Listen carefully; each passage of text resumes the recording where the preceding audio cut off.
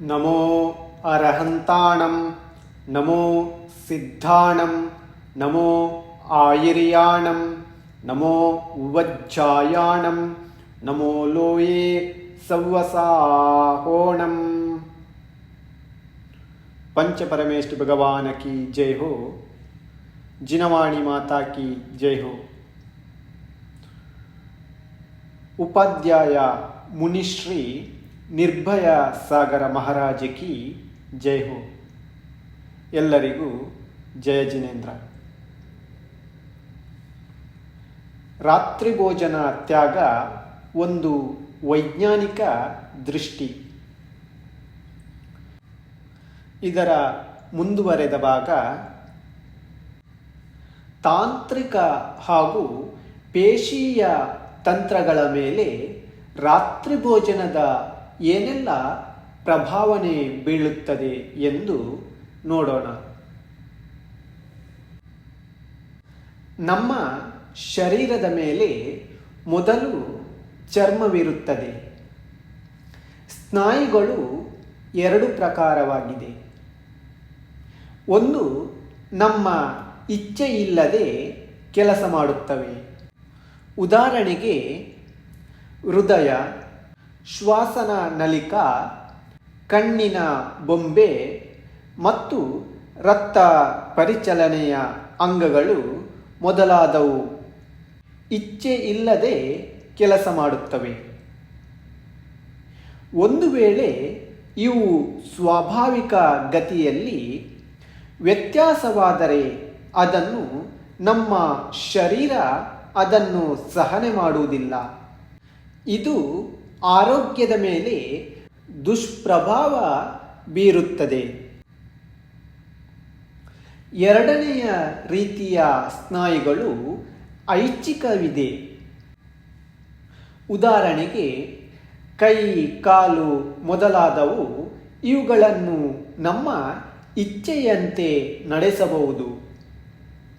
ವ್ಯಾಯಾಮ ಮತ್ತು ಆಹಾರ ಪಾನೀಯಗಳಿಂದ ವಿಕಸಿತ ಮತ್ತು ಬಲಿಷ್ಠ ಮಾಡಬಹುದು, ಆದರೆ ಅವಶ್ಯಕತೆಗಿಂತ ಹೆಚ್ಚು ಮತ್ತು ಪ್ರಕೃತಿ ನಿಯಮಕ್ಕೆ ವಿರುದ್ಧವಾಗಿ ಉಪಯೋಗಿಸಿದರೆ ಆಗ ಅವು ತಮ್ಮ ಸ್ವಾಭಾವಿಕ ಸ್ಥಿತಿ, ಸಂತುಲನೆ ಮತ್ತು ಸ್ಥಿರತೆಯನ್ನು ಕಳೆದುಕೊಳ್ಳುತ್ತವೆ। ಇಚ್ಛಾವೃತ್ತಿ ಸ್ನಾಯುವು ಅನಿಚ್ಛಾವೃತ್ತಿ ಸ್ನಾಯುವಿನ ಮೇಲೆ ಪ್ರಭಾವ ಬೀರುತ್ತವೆ।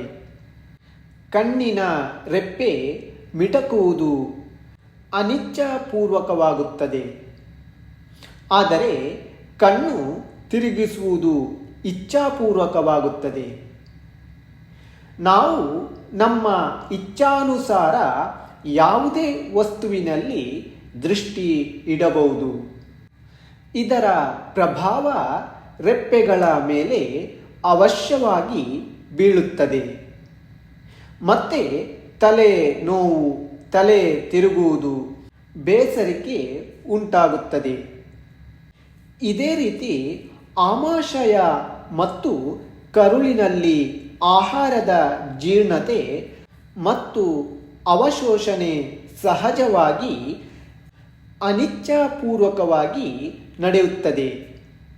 ಇದಕ್ಕೆ ಆಮ್ಲಜನಕ ಅತ್ಯವಶ್ಯಕವಾಗಿ ಬೇಕು, ಆದರೆ ರಾತ್ರಿ ಭೋಜನ ಮಾಡಿದ ಮೇಲೆ ಆಮ್ಲಜನಕದ ಪೂರೈಕೆ ಕಡಿಮೆಯಾಗುವುದರಿಂದ ಅಥವಾ ಹಗಲು ರಾತ್ರಿ ಊಟ ಮಾಡುವುದರಿಂದ ಆಮಾಶಯ ಮತ್ತು ಕರುಳಿನ ಮೇಲೆ ಹೆಚ್ಚು ಪ್ರಭಾವ ಬೀರುತ್ತದೆ।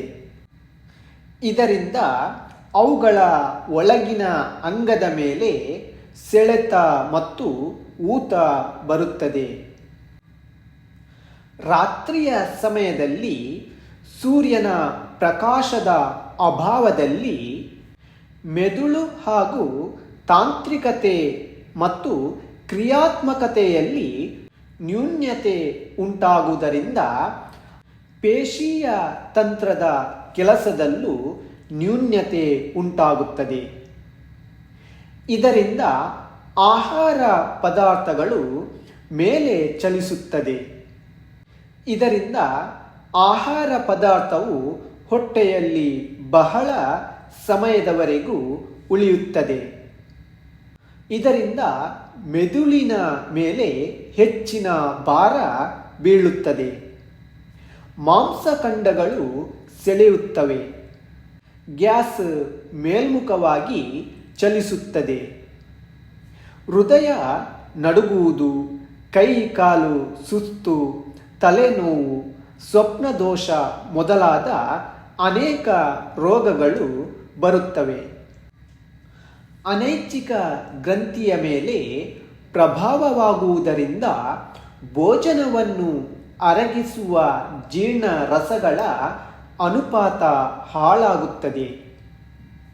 ಭೋಜನ ಮಾಡಿದ ನಂತರ ಮಾಂಸಖಂಡಗಳ ಮೇಲೆ ಹೆಚ್ಚು ಸೆಳೆತವಿರುತ್ತದೆ.